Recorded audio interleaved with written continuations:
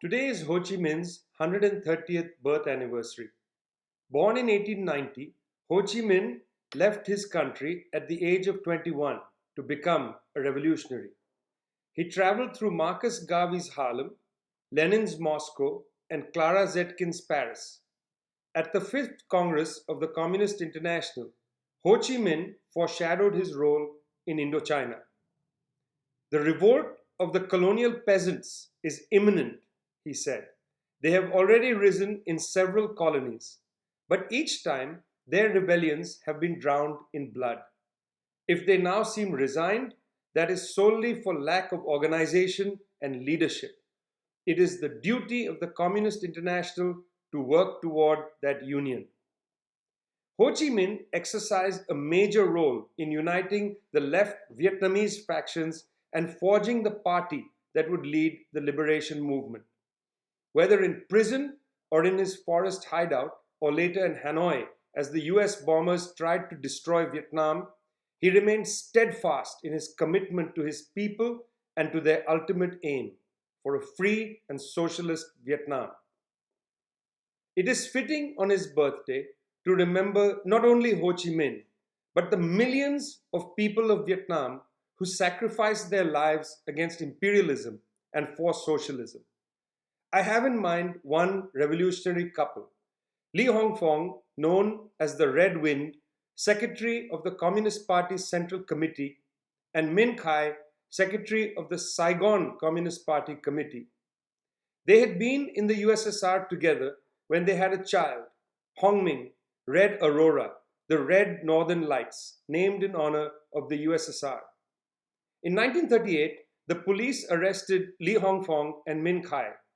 Their last meeting was in the Saigon prison.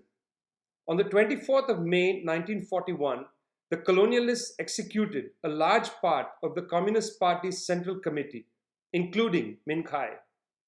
Her last words were, "Long live the Communist Party of Indochina, long live the Soviet Union." In her prison cell, she had scratched a message on the wall. "I'm not worried about myself," she wrote. "All my thoughts are about saving the party." Her husband was tortured and died a year later.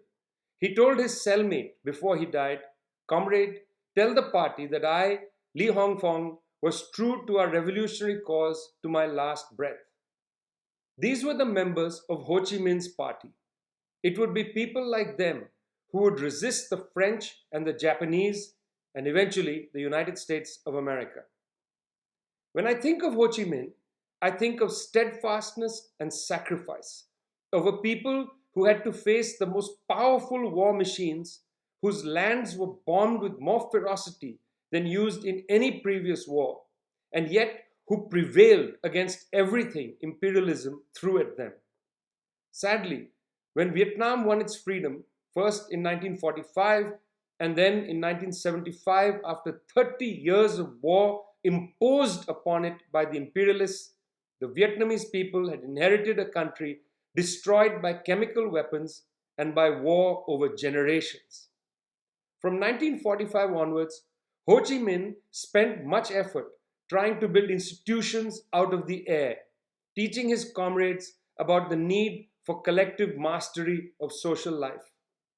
Vietnam remains a small independent country that plows the tough terrain of human society towards socialism. As Vietnam was struck by the coronavirus this year, its people and government would have made Ho Chi Minh proud. They took a science-based attitude to the virus and disease. They mobilized public resources and took public action, and they demonstrated their internationalism by sending protective equipment even to the United States of America. In one of his poems, Ho Chi Minh wrote of a national hero, Quang Trung. He had willpower, he had a mighty brain, besides the people gathered under his banner.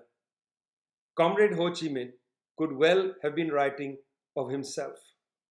We, the people these days, are still under Ho Chi Minh's red banner.